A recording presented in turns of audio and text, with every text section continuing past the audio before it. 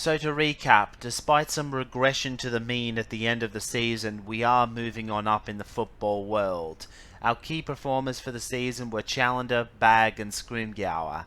And as for our sponsor offers, I don't know how competitive we can truly be in the third league, so it's for the best that I take the sponsor that's guaranteeing a payout regardless of how well we do this season.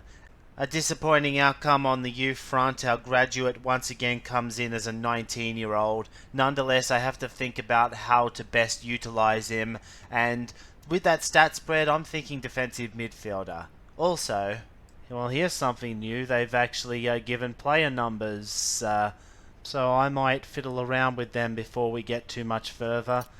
Unfortunately, changing player numbers is quite fiddly in its current state. For example, you can't just swap numbers between two players. If you want to do something like that, you first have to give one of the players a throwaway number to free up their number for the second player to use, which in turn frees up their number as you double back to the first player to give it. So yeah, we start our third league campaign at home against whilstle. They're one of the weaker teams in the division, having finished 9th last season, but their players still edge ours out attribute-wise, and they have more skills than us, so we cannot take this game lightly, or indeed any game at this new level. If I remember correctly, Garnons was... actually, I can't remember the YouTuber's name, so I won't... I was going to say, I remember that name from a YouTuber save, but since I can't remember the YouTuber's name, we're just going to score. So it seems some of our luck from last season has stayed with us, at least in this opening match. Now the key when you're defending a 1-0 lead like this is to keep the ball away from the opposition as much as possible. Here you see me use the four-tail sprint to get into the corner and force them to chase me. Whilstle didn't do themselves any favours though. They retreated further into said corner. When they finally got a chance to shoot, it was turned away by the blockers. Their play off the kickoff resulted in a corner, which we defended successfully, though not without a slight hitch. I wonder what would have happened if Evans had won that. Would it have been turned into a headed shot on goal, even though it was a lofted pass and not a cross? I decided to press Evans before having Scrimgeour claim the ball to prevent the risk of him rolling low and giving up a penalty. Later on, however, whilstle back on the attack. This shot once again turned away for a corner kick, which we managed to defend again, but this time I have to risk giving up a penalty if I'm going to have enough turns to get the ball out of danger. Thankfully it works out and I'm able to kick the ball out of play to reorganise the defence. They've kind of shot themselves in the foot because they've put their best striker up to receive the throw-in, and they've only got one guy forward. As it turned out, Prudhomme was trying to use his nutmeg skill but could not get past Bag, and then on the final turn of the game, the defender could not take the ball off Jerd, ending it in a 1-0 victory for us.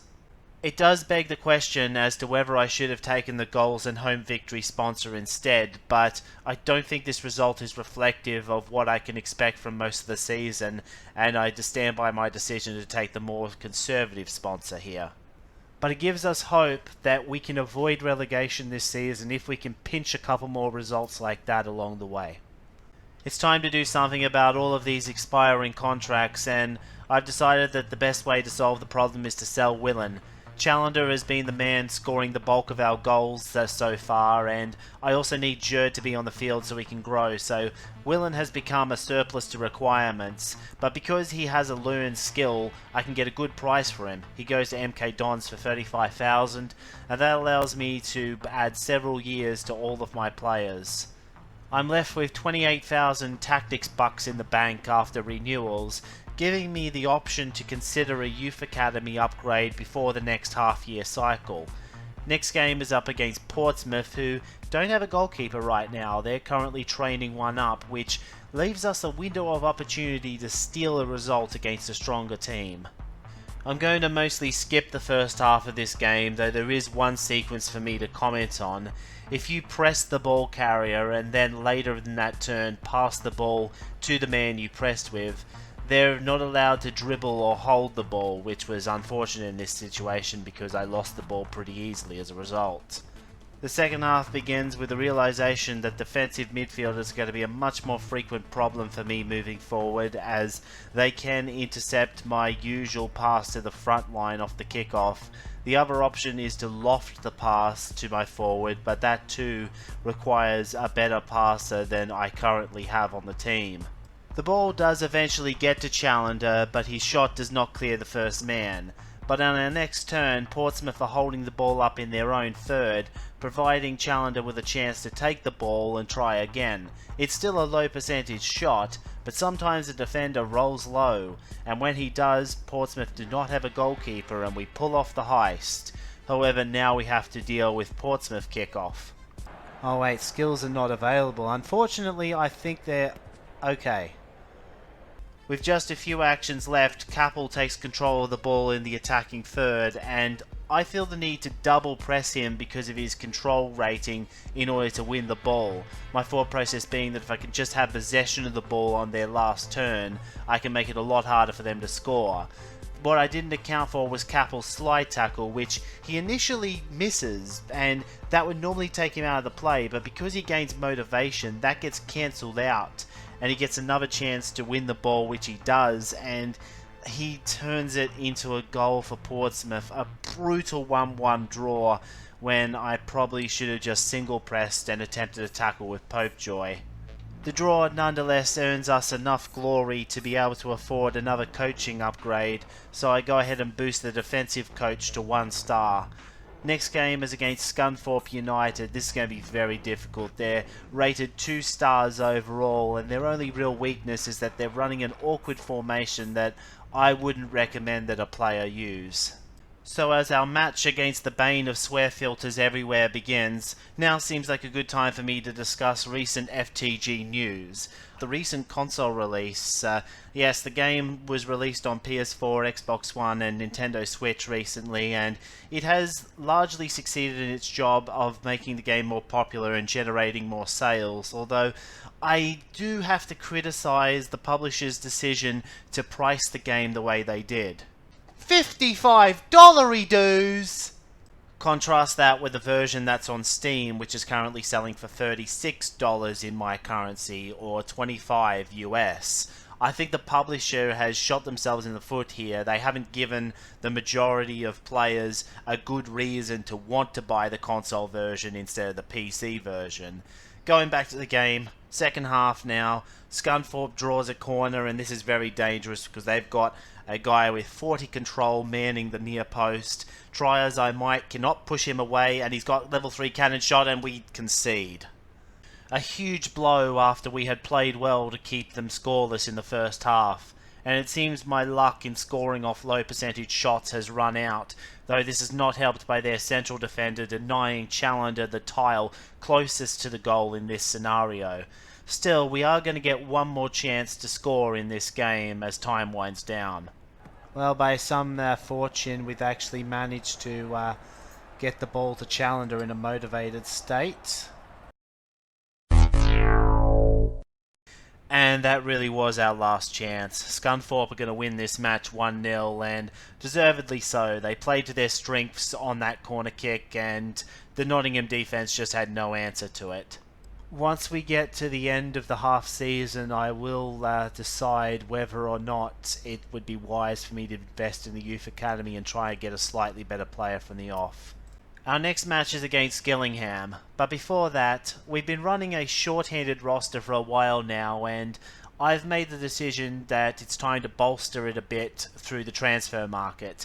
Hewitt comes into the squad even though he's a 0 class because his level is decent, and sometimes the game offers discounts on certain players, and in this case Mann is 30% cheaper than he would be, and that makes him a pretty good investment in this scenario, especially since he's already an amateur midfielder. Let's go to the game. Okay, he has to... Oh wait, well, why did he dribble over that way? Oh, it's because I had Trivet. I'm not scared. If the layoff pass fails, which it does, I can still take the ball off for him. Or not. I shouldn't have said anything. Wasn't even close to being a dangerous tackle. These refs are...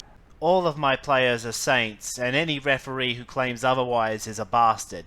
This is actually the first lesson they teach you in the Complete Idiot's Guide to Being a Football Manager. Now, normally losing a player isn't too bad in football tactics, but since it was our defensive midfielder, I'm nonetheless going to use it as the excuse why we ended up conceding here. In the best interest of time, I'm going to skip ahead and just say that we lost this game 1-0. Oh, I lose 1-0 and it costs me all of my fans. And by all of the fans, I mean 12 fans. So it's hyperbole, just like calling the referee a bastard is hyperbole. Anyway, we've got to deal with Wimbledon next without our defensive midfielder. After the initial attack off the kickoff went nowhere, the game stalled out into a midfield grind, though to our credit, Wimbledon spent much of this half stuck on their side of the field until a late foul gives them a reprieve. And then, with time winding down, I make a mistake, going for a greedy tackle when I really should have just let the half expire. This gives Wimbledon a free kick opportunity to score. And so with all 10 of our men moving back to defend, Wimbledon try to make a move before the break. Oh my goodness. This is going to be the longest stoppage time ever. Live commentary me should really stop talking in hyperbole. We do see off this corner, Wimbledon passes the guy who got pushed out, and then they get timer scammed. So we move on to the second half. Just your standard press and tackle play happening here, but it all goes horribly wrong and the ref sticks his nose where it doesn't belong. Oh, but you aggressive tackled the guy. You deserve that red. Nope, doesn't matter. Refer back to lesson 1. The referee is always wrong. Luckily for us, the free kick goes nowhere. Later on in the game, their right winger takes a 4-tile sprint, putting him in a crossing position, but the cross factor from there works against them as it turns into a triple whiff and the ball lands harmlessly, allowing us to escape this game with a 0-0 result despite going down to 10 men. Goldsmith has reached specialisation level 3 and I was very tempted at this point to go down the fan favourite tree, but I still don't think we have quite enough fans to justify it. We would have to give several players that same trait before we would see constant benefits, so plus 30 EXP. It's a very weird formation that they're going with. They're going with double wingers.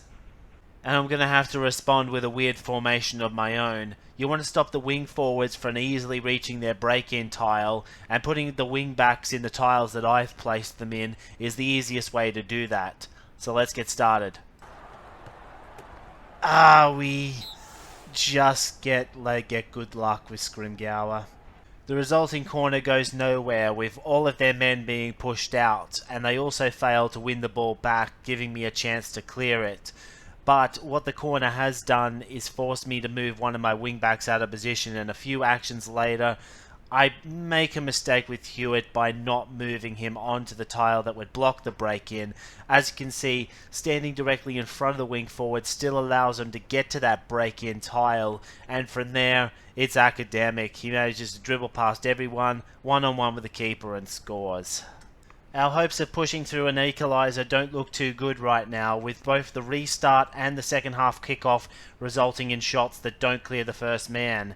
And indeed, Blackburn come back and they pin us in our own half for much of the proceedings until Scrimgeour, who has been superb in this game, punches a shot straight onto Trivett's feet rather than out for a corner, and we can finally launch one last counter-attack to try and salvage this game. Somehow, Challenger manages to thread this shot through 2 defenders and force the keeper into a save, giving us one final shot at glory off the corner. Oh no, he's got a lot of control. Wow! We can't get too excited yet. We have to defend. This is effectively Blackburn's final chance to take the win back. You'll notice I put a 7th man in the back line to bait them into using their weaker striker for this kickoff, and it works. The shot does not clear our sweeper, and all that's left to do is to take the ball and take the game to full time. 1-1, the final score.